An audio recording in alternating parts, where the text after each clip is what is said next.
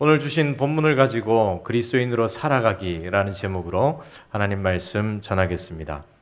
여러분, 말씀을 시작하면서 이런 질문을 드립니다. 그리스도인으로 살아가는 삶, 그 특별한 삶을 무엇으로 보여줄 수 있을까요? 이 질문 앞에 서면 내가 그리스도인으로 살아가고 있는데 내 삶에 특별한 것을 누군가 보여달라고 하면 무엇을 보여줘야 할까? 우리는 고민하게 됩니다. 여러분, 그리스도인의 특별한 삶의 모습이 무엇이겠습니까? 주일을 만나게 되면 그 주일이 돌아올 때마다 성경 들고 교회로 가는 삶, 단순히 그 삶만 특별한 삶이라고 이야기할 수 있을까요? 아니면 매 식사 때마다 손을 모으고 기도하며 하나님께 감사하며 식사를 대하는 그 모습이 특별한 것일까요? 아니면 시간이 날 때마다 성경을 읽고 또 시간을 내어서 기도하는 그 삶이 특별한 것일까요? 아니면 그리스도인으로 살아가면서 하나님으로부터 받는 복, 이것이 그리스도인의 특별함일까요? 우리가 예수님을 알지 못하는 사람들에게 우리가 가진 특별함을 이야기하려고 할 때 우리는 무엇을 이야기해야 할지 질문이 되는 지점이 많이 있습니다.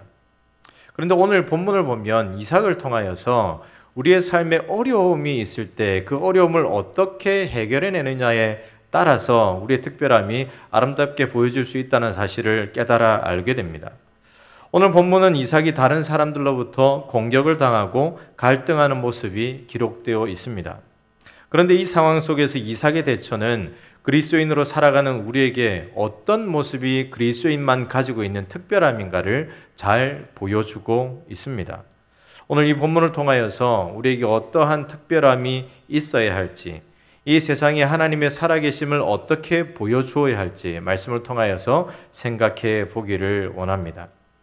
우리가 이 세상을 살아가면서 여러 가지 종류의 어려움과 때로는 공격과 갈등을 만나게 될 때에 우리가 가지고 있는 특별함은 첫째로 그리스도인으로서 하나님의 일하심을 믿고 다툼의 자리에서 떠나는 것입니다. 우리는 하나님의 일하심을 믿고 다툼의 자리를 만날 때에, 공격을 당할 때에 그 자리를 떠날 수 있어야 합니다. 그때 우리 삶 속에 그리스도인의 특별한 모습이 발견되어지고 보여줄 수 있습니다. 그리스도인은 하나님의 살아계심을 믿고 그 믿음으로 살아가는 삶이 있습니다. 하나님께서 세상을 다스리시기에 이 세상에서 우리를 향해 다가오는 어떤 종류의 공격과 갈등 앞에서 우리는 그들과 맞서서 싸우기보다도 하나님께서 모든 것을 해결해 가실 것이기에 그 상황에서 한 걸음 물러나 그 다툼의 자리를 떠날 수 있는 그런 담대함이 있어야 합니다. 오늘 말씀은 이삭이 그렇게 살았음을 잘 보여주고 있습니다. 오늘 본문을 보면 이삭은 이방 땅 블레셋에서 농사하여 백배의 수확을 얻는 복을 받게 됩니다. 그런데 그 땅의 원래 주인이었던 블레셋 사람들은 이방인이었던 이삭이 들어와서 복받은 것에 마음이 들지 않았습니다.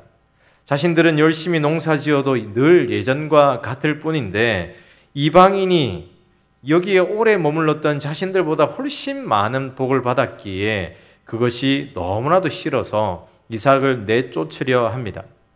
이삭에게는 자신의 아버지 아브라함 때부터 사용했던 우물이 있었습니다. 이 우물 주위에서 자신의 식솔들을 거느리고 이 우물에서 물을 길어서 사용하기도 했습니다. 그런데 블레셋 사람들은 이삭이 사용한 우물들을 막고 모두 흙으로 메워버렸습니다. 여러분, 이삭이 살아가던 블레셋은 우리가 이 땅 한국의 지형과 비슷하지가 않습니다. 그 땅은 너무나도 메마르고 건조하고 사막 지역입니다. 사막에서 우물은 얼마나 중요한 역할을 하게 되겠습니까? 우리나라에서는 우물이 아니더라도 또 다른 강줄기나 개울가를 통하여서 물을 공급받을 수 있습니다. 그런데 사막은 그런 개울가나 강을 찾아볼 수가 없습니다. 그래서 사람들은 우물을 파서 그곳에서 흘러나오는 물을 가지고 생활합니다. 따라서 그들에게 있어서 우물은 생명과도 같습니다. 그런데 블레셋 사람들이 그러한 우물을 막아버립니다. 그리고 모두 흙으로 메워버립니다. 이것은 어떤 의미가 있을까요? 블레셋 사람들은 이삭이 그곳에서 더 이상 잘 먹고 잘 살지 못하게 하겠다, 그런 마음을 가지고 작정하여 그 우물을 막아버렸던 겁니다. 아마도 그들은 예상했을 겁니다. 이삭에게 이렇게 행하면 이삭도 여기서 버티지 못하고 다른 지방으로 가겠지. 특별히 이삭을 향하여서 분명하게 이렇게 말하기도 합니다. 16절입니다. 이렇게 이야기하고 있습니다. 아비멜렉이 이삭에게 이르되 내가 우리보다 크게 장성한 즉 우리를 떠나라. 이삭에게 와서 당신이 복 많이 받은 것을 보니까 우리가 좀 마음이 안 좋다라고 하는 것을 그대로 드러냅니다. 그러니 더 이상 여기 있지 말고 이제 떠나라. 그들의 이야기를 들은 이 이삭은 어떻게 반응해야 할까요? 사실상 이 정도면 싸우자는 것이나 다름없습니다. 그런데 이삭은 싸우지 않습니다. 그들의 말을 듣고 조용히 짐을 싸고 블레셋을 떠납니다. 그리고 그랄로 향합니다. 그리고 그곳에서 자리를 잡고 또 물 근원을 찾습니다. 그런데 이번에는 그랄의 목자들이 와서 그 우물이 자신의 것이라고 내놓으라고 말을 합니다.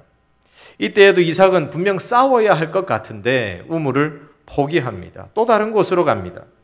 그런데 그곳에서 또 다른 다툼이 일어납니다.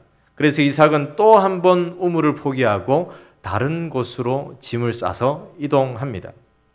여러분, 이삭은 누군가와 다투지 않았습니다. 그는 자신이 지켜야 할 우물을 모두 포기한 채 또 다른 곳으로 그의 가족들과 가축들과 모든 식솔들을 데리고 이동하기만 합니다. 이 때문에 집안의 가장 이삭과 살아가는 가족들과 그리고 함께한 식솔들은 얼마나 어려운 세월을 살아가야 했을까, 그것을 생각하게 되면 이들이 정말 어려운 하루하루였겠다 생각할 수 있습니다. 여러분, 오늘날 우리는 이렇게 양보하는 것, 다툼을 피하고 물러서는 것, 이것을 좋게만 보지는 않습니다. 더욱이 자신의 것을 지키지 못하고 자신의 것을 빼앗길 때, 그리고 이로 인하여서 가족들이 고통을 겪게 될 때, 함께한 사람들이 그 양보로 인하여서 어려움의 삶을 살아가게 될 때, 그 가장은 비난받아 마땅하다, 이렇게 이야기를 합니다. 오히려 그 모습을 가리켜서 선하고 아름다운 모습이 아니라 어리석은 모습이라고 말하기도 합니다.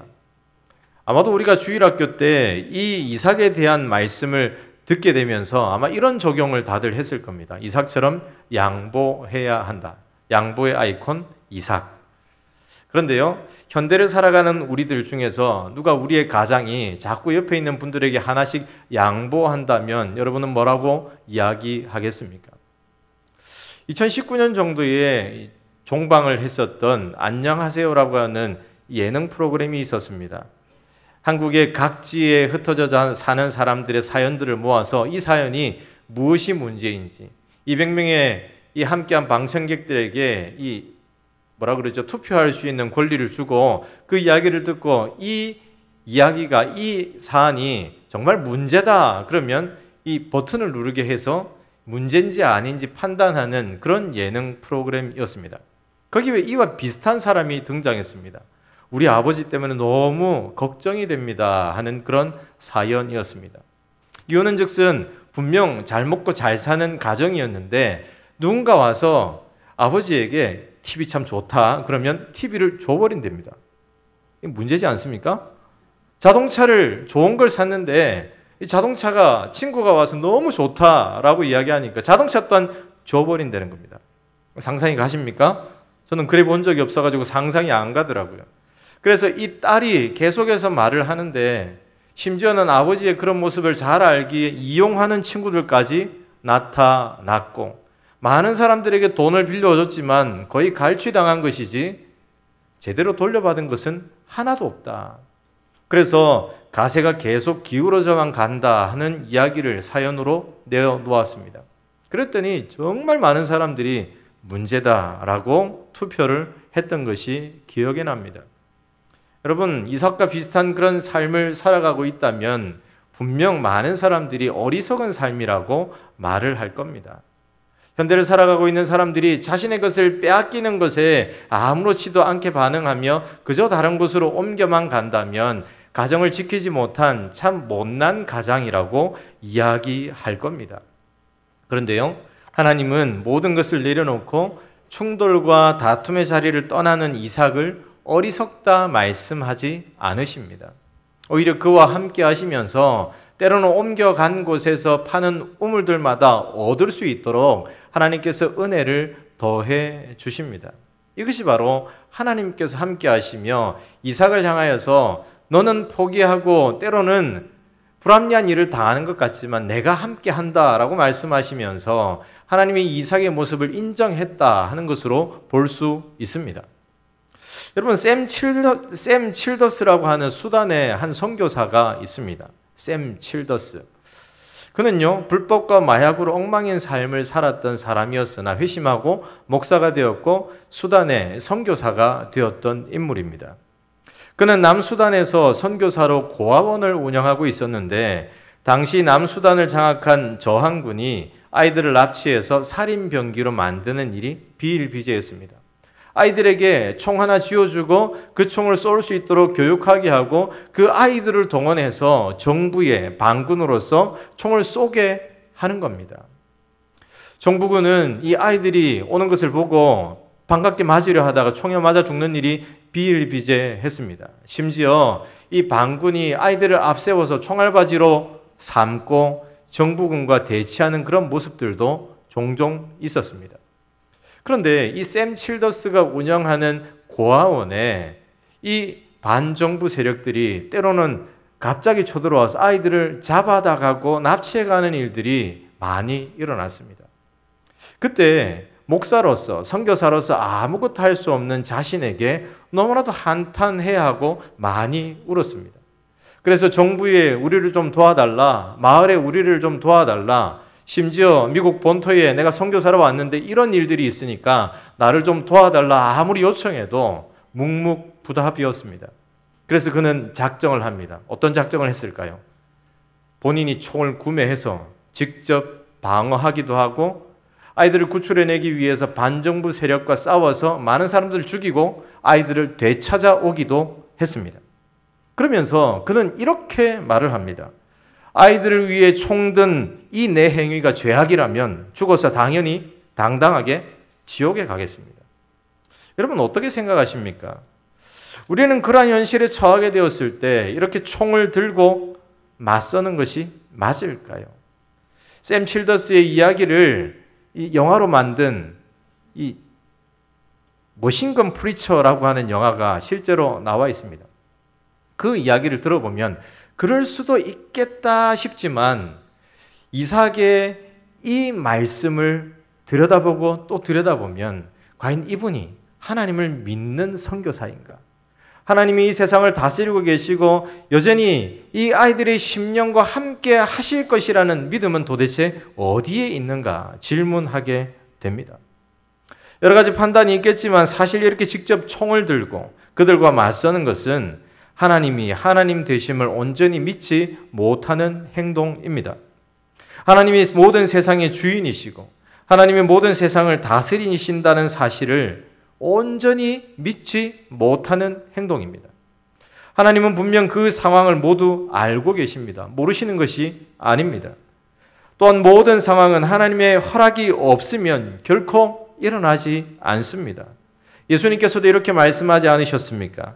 마태복음 10장 29절에 예수님께서는 이렇게 말씀하십니다.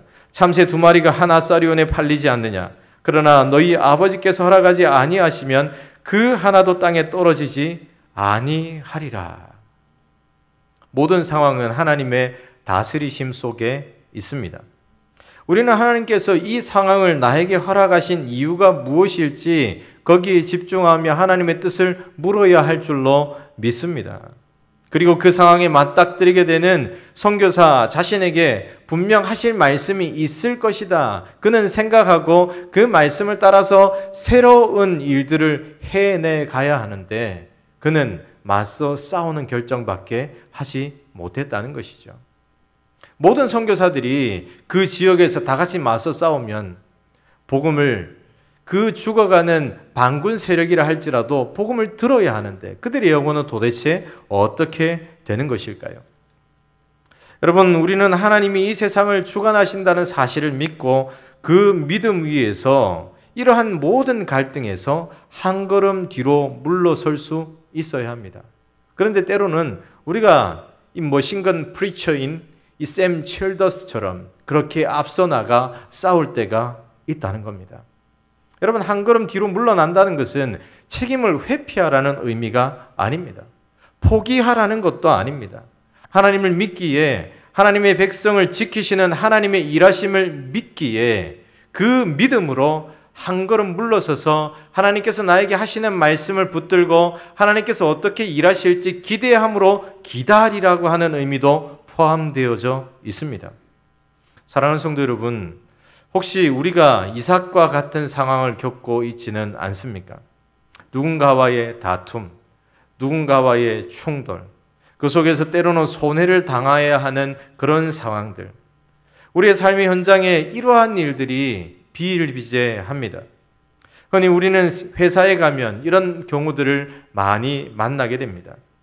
누군가 회사 생활은 정글과도 같다고 말을 하죠. 이 정글 속에서 우리는 온갖 불합리한 일들을 겪습니다. 선배들에게 혹은 동료들에게, 그리고 우리를 고용하는 사람들에게 우리는 부당한 대접을 받을 때도 참 많이 있습니다. 또한 회사뿐만 아니라 우리의 가정에서도, 가족에서도, 그리고 사소한 인간관계 속에서도 이러한 상황을 우리는 많이 경험합니다. 그때 우리는 어떻게 행동합니까? 우리는 이때 견딜 수 없는 분노가 치밀게 됩니다. 그리고 그 분노를 따라서 우리 가진 것을 빼앗기지 않으려고 발버둥 치며 그들과 맞서려고 합니다. 그런데 하나님께서는 이 모든 것을 가리켜 참으라 말씀하십니다. 참고 양보하고 포기하라고 말씀하십니다. 심지어 하나님께서는 원수 갚는 것도 하나님 앞에 내어놓으라고 말씀하십니다. 왜냐하면 하나님께서 그 모든 상황을 허락하신 이유가 있기 때문입니다. 그래서 사도 바울은 로마서 12장 19절에서 이렇게 외치기도 합니다. 내 사랑하는 자들아, 너희가 친히 원수를 갚지 말고 하나님의 진노하심에 맡기라. 기록되었으되 원수 갚는 것이 내게 있으니 내가 갚으리라고 주께서 말씀하시니라. 원수가 내 앞에 있는데도 불구하고 그 원수를 갚는 일조차도 나에게 허락되어져 있지 않습니다. 하나님의 백성들은 이 땅을 살아가며 나를 어렵게 하고 아프게 하고 나를 공격하는 모든 종류의 상황을 만나게 될 때에 일단 한 걸음 물러서서 하나님이 이 일을 통하여서 나에게 원하시는 것은 무엇인지, 내 원수가 바로 눈앞에 있는데 하나님은 이를 위해서 어떤 일을 하시는지 우리는 그것을 바라볼 필요가 있습니다. 사랑하는 성도 여러분, 바라기는 하나님을 믿는 믿음으로 우리에게 다가오는 모든 불편한 일들 앞에, 다툼의 일들 앞에 싸우기보다도, 내가 해결하려 하기보다도 한 걸음 뒤로 물러나 하나님이 어떻게 일하시는지 하나님의 일하심을 기대하는 모습들이 되시기를 주 예수님의 이름으로 축복합니다. 그런데 여러분, 우리는 한 걸음 물러나서 가만히 있기만 하면 되는 걸까요? 두 번째로, 우리가 살아가는 세상 속에서 여러 가지 공격과 갈등을 만나게 될 때 한 걸음 뒤로 물러났지만 우리에게 맡겨진 일에 최선을 다해야 합니다. 하나님의 일하심을 믿기에 우리에게 맡겨진 작은 것 하나 소홀히 하지 않고 열심을 다해야 합니다. 하나님이 일하실 것을 기대하는 믿음이 있다는 것은 우리가 가만히 있으라는 의미는 아닙니다. 세상과 싸우지 않아야 하지만, 우리를 향한 불합리한 일들 앞에서 분노하지 않고 한 걸음 물러서야 하지만, 그렇게 물러나서 가만히 있는 것이 아니라 내가 할 수 있는 일은 무엇일지 하나님께서 나에게 맡기시는 일들로 그 상황을 타개하기 위해서 노력해야 합니다. 오늘 이삭의 모습은 우리에게 무엇을 해야 할지 잘 가르쳐주고 있습니다.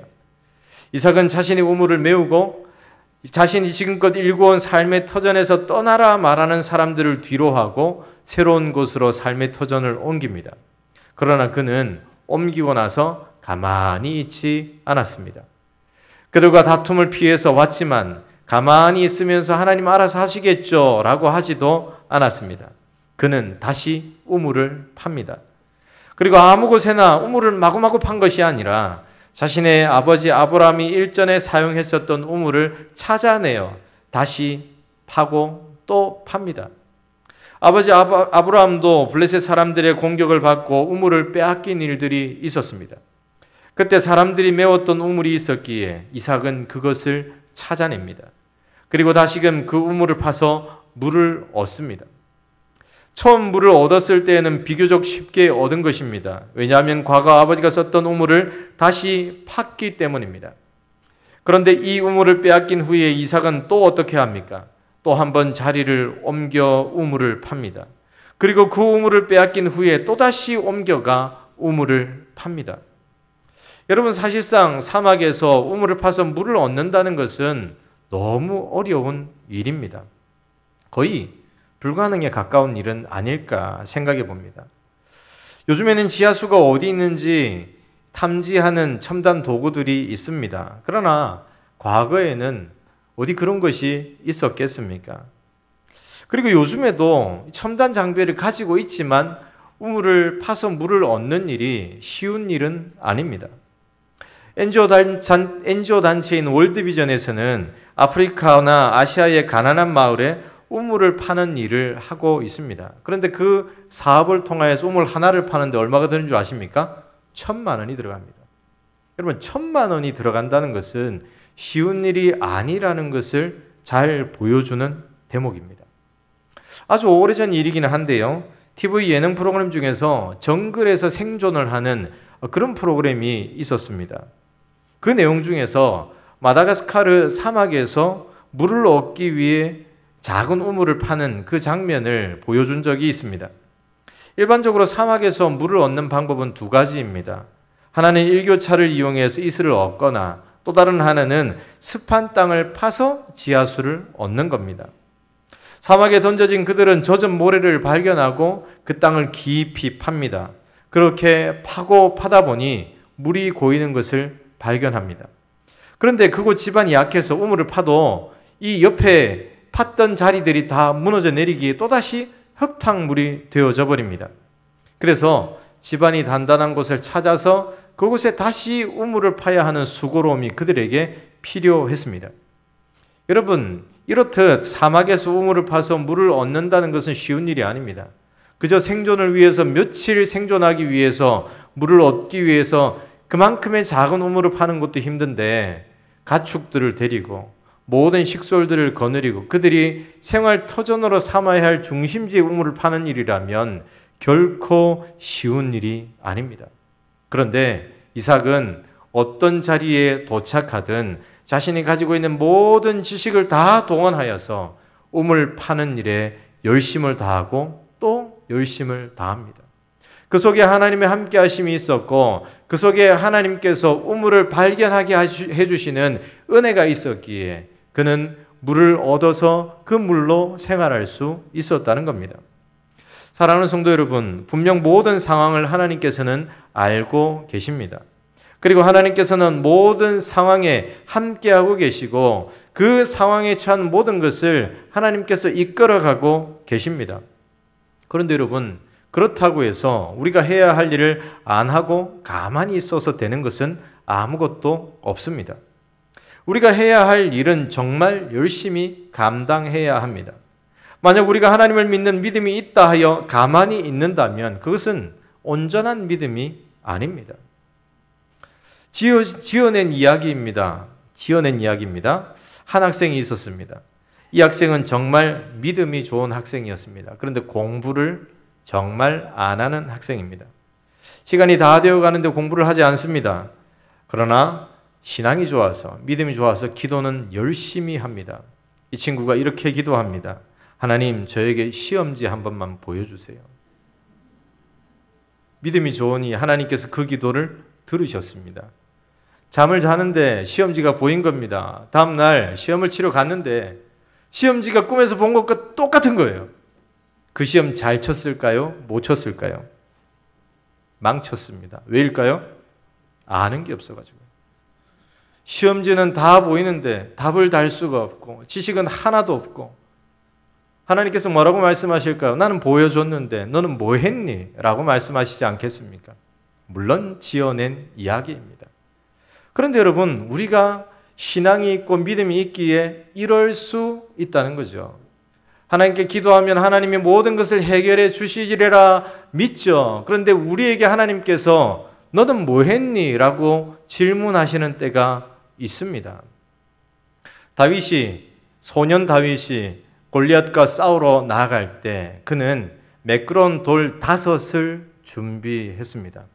왜 그는 5개나 이 제구에 담았을까요? 무겁기도 하죠. 다윗에게는 한 방이면 골리앗을 무너뜨릴 수 있을 거다라고 하는 믿음이 있었고 하나님께서 그와 함께 하셨고 그에게는 분명한 실력도 있었습니다. 그가 물매를 돌려 던지면 허리도 어긋남 없이 다 맞추는 실력자였습니다.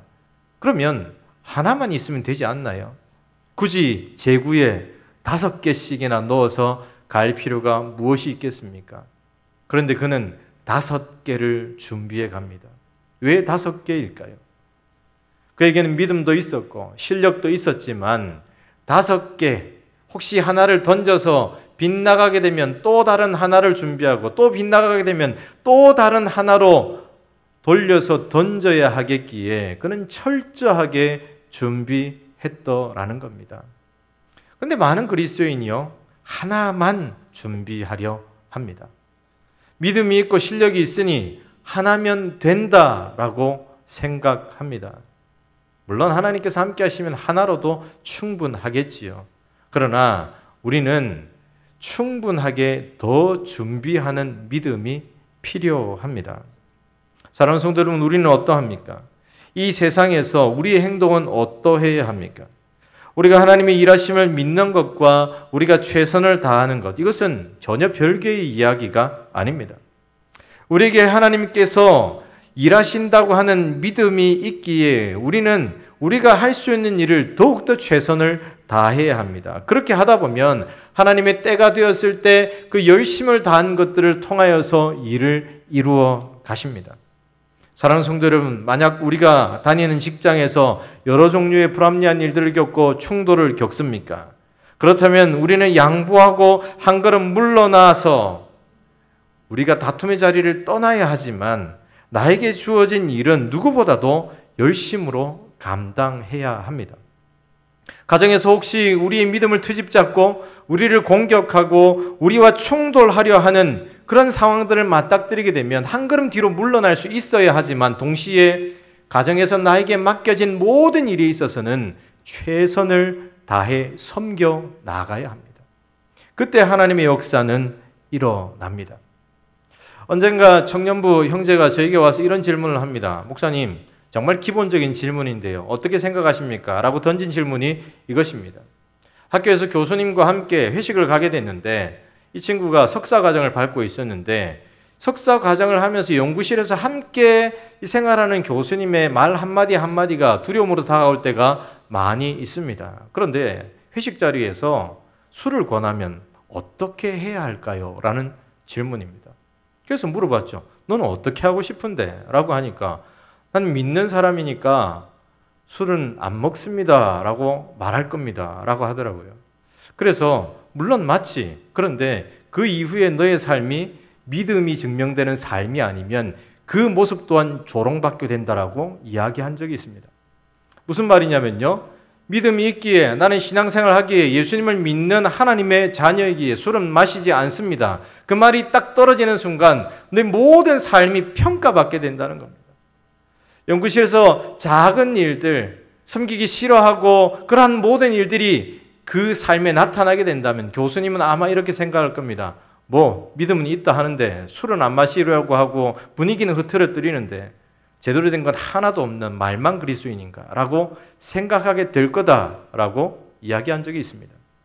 그런데 반대로 술을 마시지 않겠습니다 이야기한 그 아이가 어떤 아이인지 교수님이 들여다보고 들여다봤더니 정말 믿음 좋은 아이이고 생활에 있어서도 맡긴 여러 부분에 있어서도 실력을 나타내기 위해서 노력하고 실력이 안 되면 더욱더 열심히 하려고 하고 누군가에게 섬기는 자로 서는 모습들을 보게 될 때에 그 삶을 보고 교수님의 마음이 더욱더 누그러질 거라고 이야기한 적이 있습니다. 그것이 바로 우리가 세상에서 어려운 상황을 만나게 되고 힘든 상황을 만나게 될 때에 믿음으로 나아갈 뿐만 아니라 내가 가지고 있는 선한 삶으로 최선을 다해 그 자리에서 그 역할을 감당하는 모습이라는 겁니다. 이것이 바로 이삭이 블레셋에 살아가다가 쫓김을 받게 되었을 때 살아갔던 삶의 모양입니다. 사랑하는 성도 여러분, 우리는 어떻게 살아가고 있습니까? 우리의 삶에 우리가 다해야 할 최선, 열심, 그것을 다하고 있습니까? 정말 우리의 삶의 자리에서 최선을 다하고 있다면 하나님께서는 그 자리에 하나님의 살아계심을 많은 사람들이 보고 인정하게 만들어 주십니다.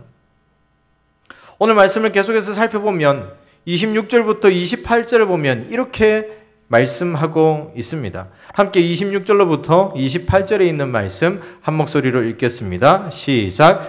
아비멜렉이 그 친구 아웃삭과 군대장관 비골과 더불어 그랄에서부터 이삭에게로 온지라. 이삭이 그들에게 이르되 너희가 나를 미워하여 나에게 너희를 떠나게 하였거늘 어찌하여 내게 왔느냐.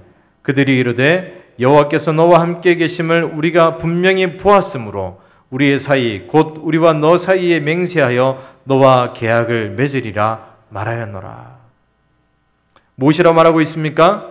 여호와께서 너와 함께 계심을 우리가 보았다는 겁니다. 이삭이 아무것도 하지 않았더라면 그 우리는 이것을 보지 못했을 겁니다. 그러나 이삭은 하나님을 의지하여 가는 곳곳마다 열심을 다해서 하나님이 일하심을 이 사람들에게 보여주었습니다. 그랬더니 그들이 오히려 이삭에게 와서 화친을 청합니다. 사랑하는 성도 여러분, 하나님의 살아계심은 우리의 삶을 통해 우리 주변에 있는 사람들에게 이 모양으로 흘러가게 됩니다. 우리는 이 일을 위해서 때로는 양보하고 때로는 우리에게 맡겨진 일을 열심으로 감당해야 합니다. 때로는 삶의 자리에서 이러한 모습이 당장 나타나지 않을 때도 많이 있습니다. 때로는 길고 긴 싸움처럼 느껴집니다. 나만 당하는 것 같이 느껴집니다. 그런데 여러분, 포기하지 말아야 합니다. 우리가 포기하는 순간 이 세상은 하나님을 경험할 기회를 잃어버립니다. 바라기는 우리의 삶에 주어진 것들을 최선을 다해 살아감으로써 하나님의 하나님 되심을 보여줄 수 있는 모든 하나님의 백성들 되시기를 주 예수님의 이름으로 축복합니다. 말씀을 정리합니다. 그리스도인의 삶이 가진 특별함은 무엇이겠습니까? 그리스도인이 세상과의 관계 속에서 무수히 많은 충돌과 아픔을 경험하게 될 때 싸워서 승리하기보다 악착같이 이기려 하기보다 한 걸음 뒤로 물러서는 겁니다. 그때 세상은 우리의 특별함을 알아줍니다. 또한 우리에게 맡겨진 일에 충성하는 겁니다. 그렇게 할 때에 하나님은 이 세상에서 우리의 삶을 통하여서 하나님의 하나님 되심을 이 세상 많은 사람들에게 보여주십니다. 바라기는 이러한 모습을 통하여서 그리스도인의 살아가는 삶의 아름다움을 모습을 통하여서 하나님께서 맡기신 귀한 은혜를 이 세상 많은 사람들이 알 수 있도록 그 일에 열심을 다하는 우리 모든 하나님의 백성들 되시기를 주 예수님의 이름으로 축복합니다. 기도하겠습니다.